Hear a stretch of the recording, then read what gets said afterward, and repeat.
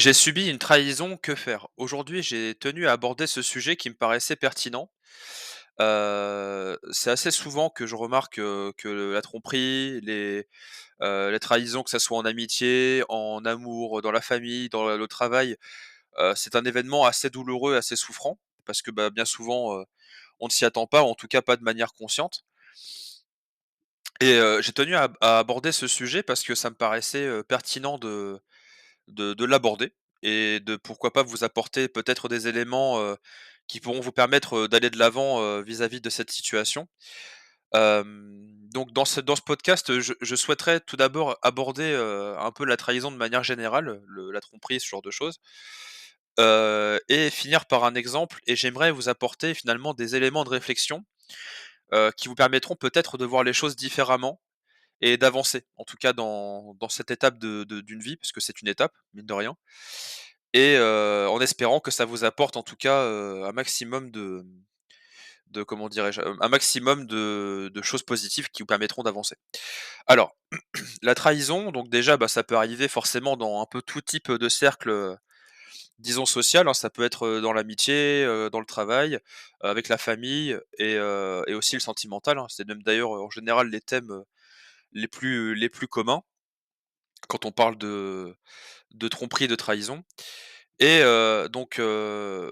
forcément quand on parle de ce thème-là, on associe tout de suite forcément à des images assez souffrantes, assez douloureuses, très extrêmes finalement et on se dit que voilà, c'est une étape quoi. C'est une étape que l'on vit, qui est très compliquée à gérer et ça je peux tout à fait le concevoir et le comprendre et j'aimerais vous apporter, des éléments car, alors, bah, pour tout vous dire, moi j'ai dû travailler aussi sur cette peur un peu de la trahison et de la tromperie parce que, je suis passé moi-même par ces étapes-là, de travailler sur ce thème-là en tout cas et sachez que quand on a un profil qui est contrôlant, donc vous l'aurez compris que ça fait aussi écho un peu à la blessure de trahison, on a un profil qui se veut contrôlant, mais n'oubliez pas que le contrôlant, c'est avant tout un masque que l'on se forge, qui permet de finalement, se sécuriser, mais c'est quelque chose qui est, c'est une fausse sécurité finalement. Parce que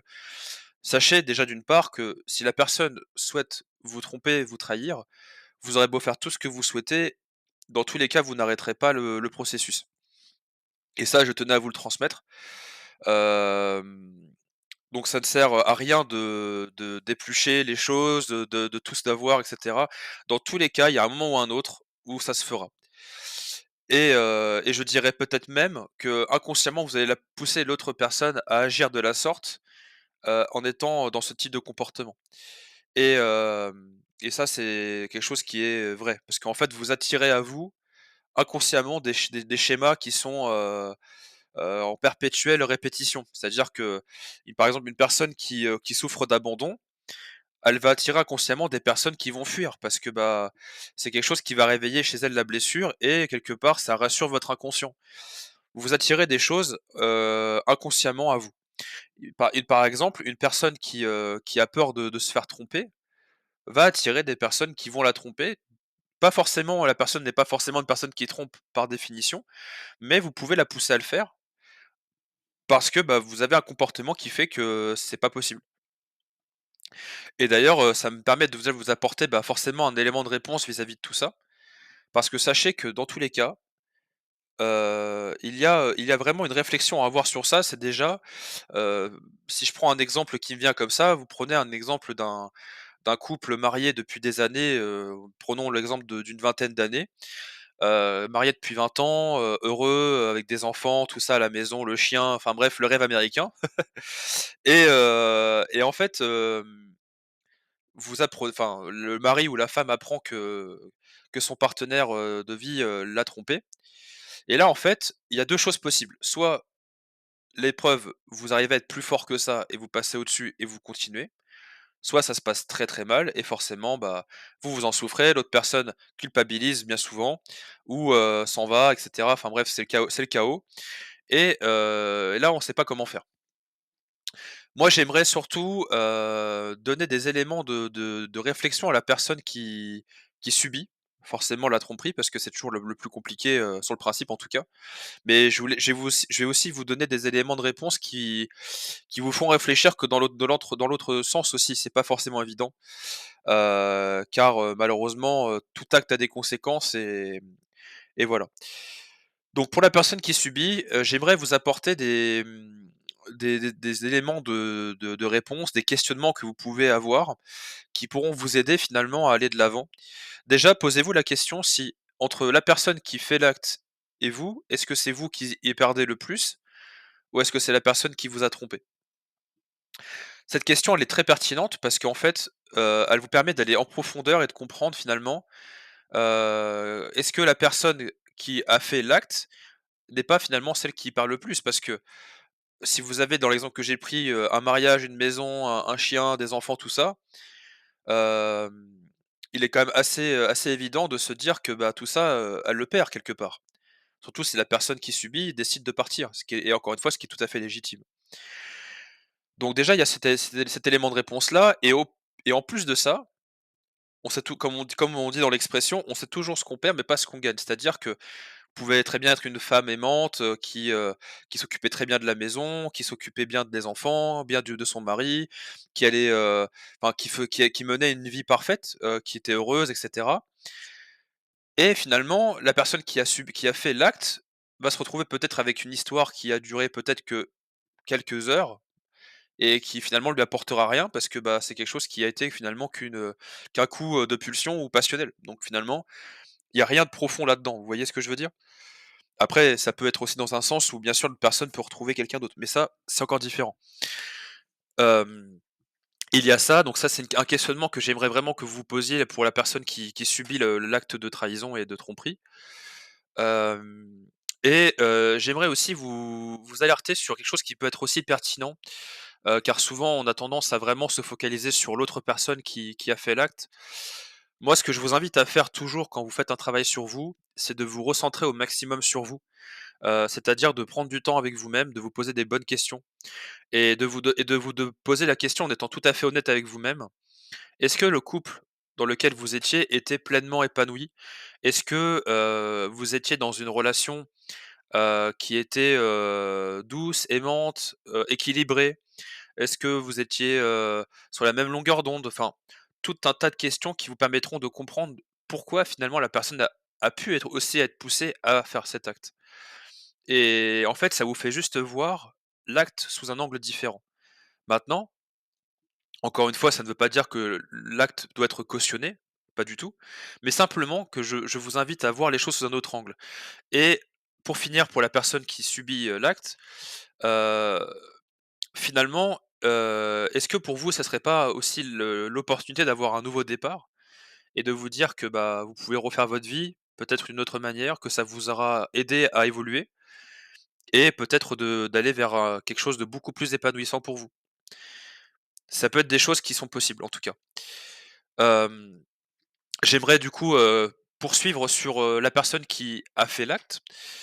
Donc déjà, pour la personne qui a fait l'acte, souvent, il peut y avoir un phénomène culpabilisant, suite à ça et ça, il faut absolument aussi, quelque part, pas forcément se le retirer, mais disons, avoir un élément de réflexion par rapport à ça et de se dire que pourquoi est-ce que finalement j'ai été poussé à faire ça, à faire cet acte et pourquoi est-ce que, je suis amené à finalement lâcher ce que j'ai pu faire. Là, c'est vrai que je prends l'exemple du mariage, mais on peut très bien reprendre un autre exemple sur l'amitié, sur la famille, tout ça, bien sûr, hein. Là, je prends vraiment un exemple qui me vient en tête comme ça, qui est assez commun et qui, en général, est assez souffrant pour les personnes qui le subissent et j'aimerais aussi que vous posiez la question pour la personne qui a pu faire l'acte, est-ce que finalement, la personne à qui j'ai pu faire ça, est-ce que je suis toujours autant aligné avec cette décision? Est-ce que finalement la personne que j'ai trompée, est-ce que je l'aime vraiment? Est-ce que ça ne m'a pas prouvé des choses aussi? Toutes ces questions-là, en fait, peuvent vous aider à avancer, d'un côté comme de l'autre et ça, pour le coup, j'aurais aimé vraiment vous le partager. Hem, je pense que j'ai fait le tour par rapport à ce sujet-là.